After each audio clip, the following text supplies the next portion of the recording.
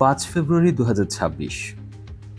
বিশ্ব আজ এক ঐতিহাসিক অথচ উদ্বেগজনক সন্ধিক্ষণের সাক্ষী।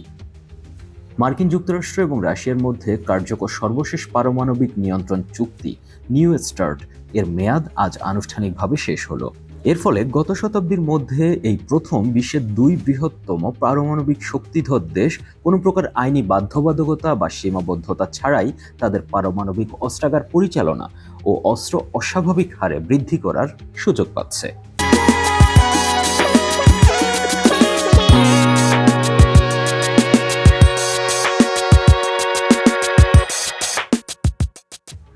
জাতিসংঘ মহাসচিব অ্যান্তোনিও গুতেরেস একে আন্তর্জাতিক শান্তি ও নিরাপত্তার জন্য একটি গুরুতর উদ্বেগের মুহূর্ত হিসেবে বর্ণনা করেছেন।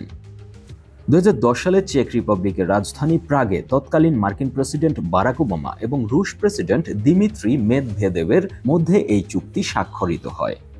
এর মূল লক্ষ্য ছিল দুই দেশের কৌশলগত পারমাণবিক অস্ত্রের সংখ্যা সীমিত করা, যা কিনা 1968 সালে স্বাক্ষরিত নন প্রলিফিকেশন ট্রিটির বাস্তবায়ন।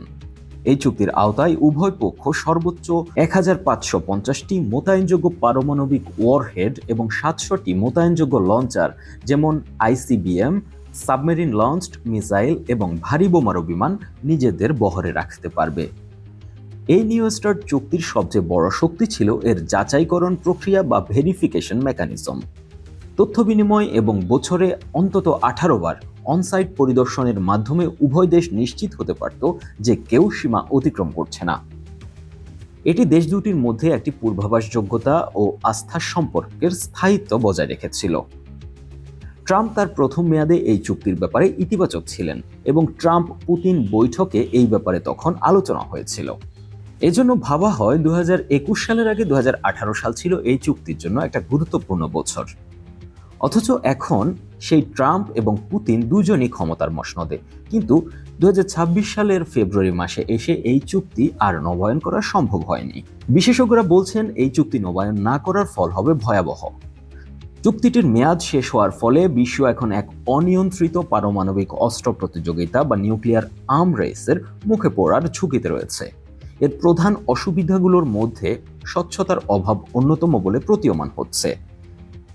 এখন থেকে দেশ দুইটির কাছে একে অপরের অস্ত্রের অবস্থান ও সংখ্যা সম্পর্কে সঠিক তথ্য থাকার কোনো সম্ভাবনা নেই। ফলে গোয়েন্দা সংস্থাগুলো এখন ওয়ার্স্ট কেস অ্যাসেসমেন্ট বা সবচেয়ে ভয়াবহ পরিস্থিতির কথা মাথায় রেখে নিজেদের সামরিক পরিকল্পনা সাজাবে, যা এই অস্ত্রের প্রতিযোগিতার উত্তেজনা আরও কয়েকগুণ বাড়িয়ে দিতে পারে। এছাড়া ত্রিপক্ষীয় অস্ত্র প্রতিযোগিতা বৃদ্ধি পাবে। অন্তত কেউ কাউকে ছেড়ে কথা বলবে না।